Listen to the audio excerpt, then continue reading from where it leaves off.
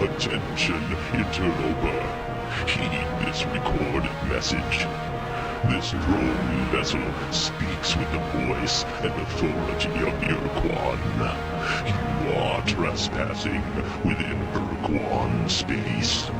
This world, Earth, may not be approached for any reason, nor will hostilities against our orbital platform be tolerated.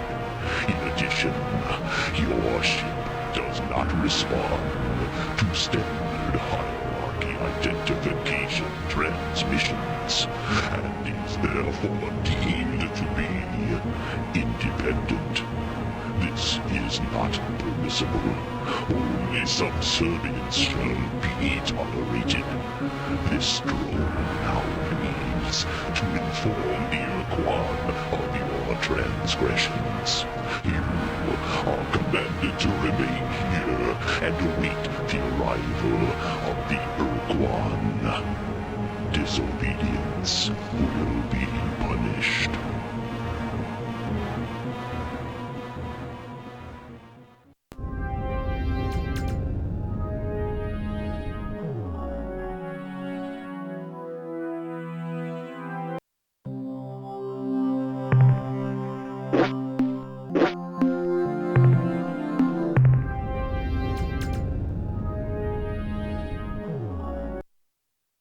Attention unidentified space vessel. I am Starbase Commander Hayes of the slave planet Earth.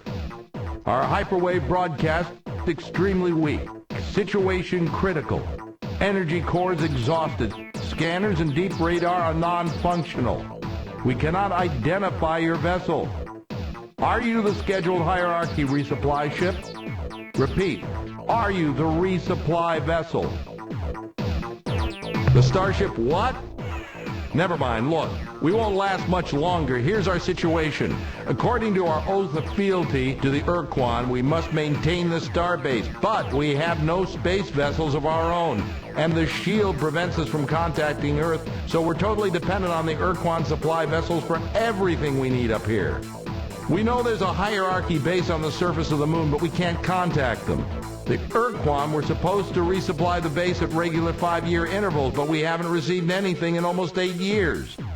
What we don't recycle, we can usually synthesize, but to do so we need replacement radioactives for our generator energy cores.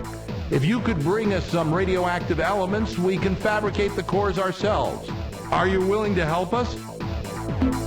The fastest way to get radioactives in this system would be to land on Mercury and scour the surface for deposits of radioactive elements. But be careful, Mercury's a pretty inhospitable place. Watch out for earthquakes and those high temperature areas. Thanks, I'll make sure to mention this the next time I talk with our masters. I'm sure they will reward you.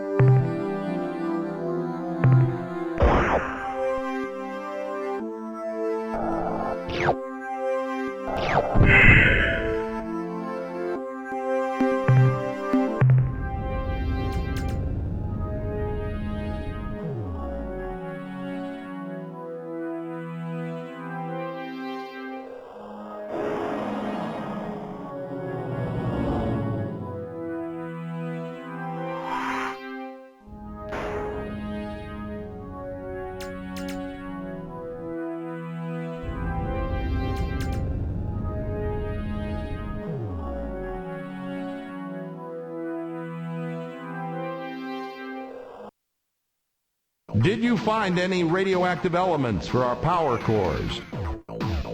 We're initiating transfer of radioactives, Captain. Now, as soon as our engineers can refit the energy cores, that's much better. Power ratings are climbing. Life support is coming back into the green. Deep radar systems and sensors are now online, and I can scan your vessel. What the hell kind of ship is that? Just who are you, Captain? Star Control science mission, huh? Captain, I served as a Star Control officer during the war aboard several cruisers in the Corward Front. And if there'd been any scientific mission to Vela, I would have heard about it. You know, come to think of it, there were some rumors that Corridor 9, the Special Operations Division of Star Control, was directing some hush-hush operation near Androsynth Space. The Vela star system, yes, that would be the right direction. So, Captain, if you say it's true, how do you explain that huge alien starship you're flying? Why are you here? What do you want from us? Fight the Urquan. Win back our freedom. I remember having such thoughts myself once, long time ago. That was in the first years after the defeat, when it was still terrifying to look up and see the bloody glow of the pulsating slave shield overhead. Though day and night we gazed up at the impenetrable wall as though the sheer power of our hatred would pull it down.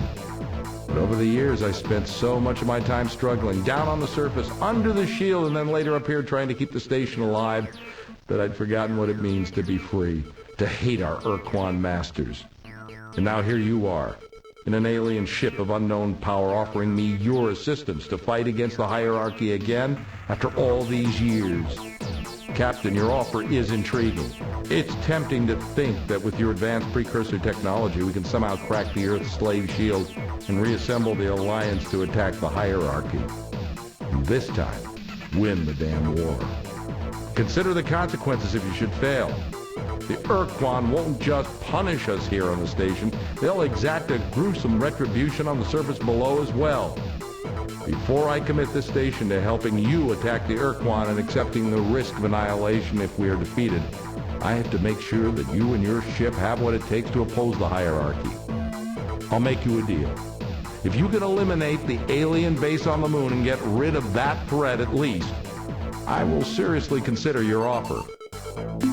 After the Urquan erected the slave shield around the Earth and established this space station, they decided to leave a contingent of combat ships close to the Earth to keep watch on our planet and confirm that they were obeying the Urquan slave laws. I'm certain they're still out there on the surface of the moon because we can pick up a constant stream of alien broadcasts. Be careful, Captain.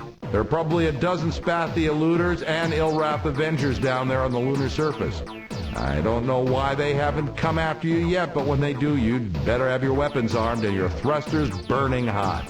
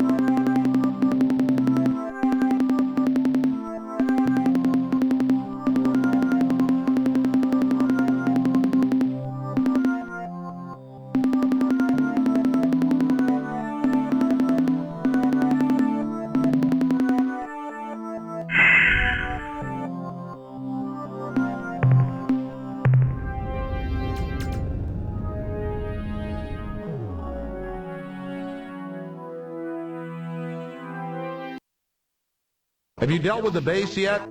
I'll be darned. All these years we've been listening to their incoherent broadcast, and we never even guessed. Captain, listen closely. Long-range sensors show a ship closing on this station fast. Our computer identifies it as Ilrath, Avenger class. I think you've got a fight on your hands, Captain. Your best bet is to wait until you have point-blank range.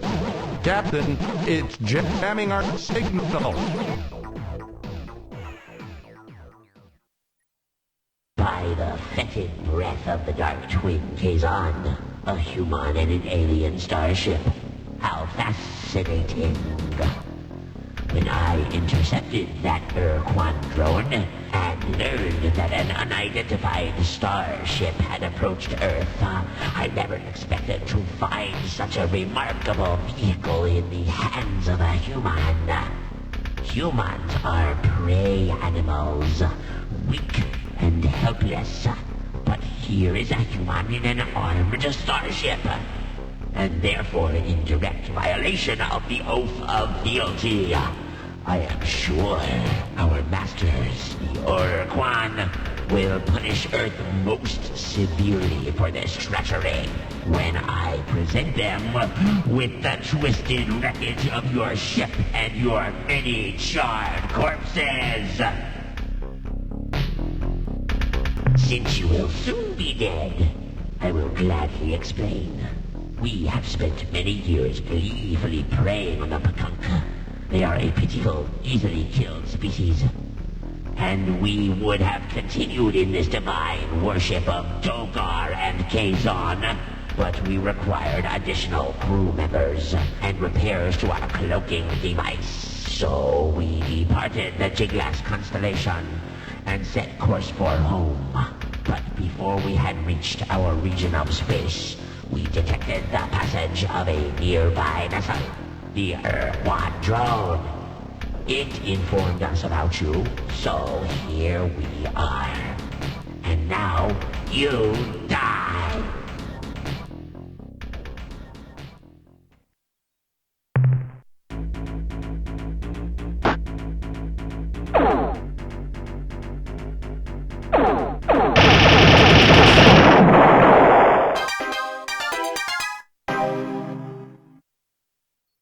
What a beautiful sight, Captain. I haven't seen an Avenger blown away like that since the battle in Draco. I guess you've shown that you can handle yourself in battle, Captain. So my last reservation about helping you has been dissolved. I will commit this station to helping free Earth and defeat the Urquan. We may get our atoms rearranged in the process, but by God, Captain, we're going to try. So the obvious first step is to get the precursor equipment and software over here so that we can make it work with our ship repair fabricators. But then what, Captain? A sensible plan, Captain. Let's get to work. Good luck. By the way, Captain, I think we need a name for this new alliance we're going to forge. And since it was your idea, it's only fair that you get the honor of naming it. So, what will it be? Okay, that sounds pretty inspiring. So be it. The New Alliance of Free Stars. Now, Captain, I expect the configuration process for the starbase to take at least 2 weeks, so let's get to work.